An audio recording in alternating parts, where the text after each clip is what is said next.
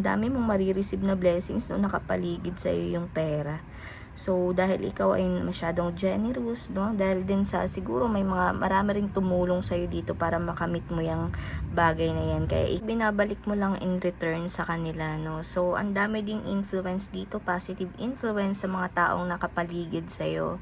So, ayan guys, regarding sa inyong kaperahan, ano, so, yan, so, share your blessings nga, ika nga, no, share your success, para mas lalo ka pang maging successful in the future. So, we have here the Fool. So, kung ano man yung mga nangyayari ngayon sa buhay mo, spread mo lang yung wings mo, no, kung ano man yung mga bagong journey na pinasukan mo. So, ayan, napakaganda ng mangyayari, panay success ang mangyayari sa iyo ngayon dito. So, pero ikaw bilang isang tao, syempre ang kailangan mo rin dito is yung pag may nag-aalaga sa iyo, no.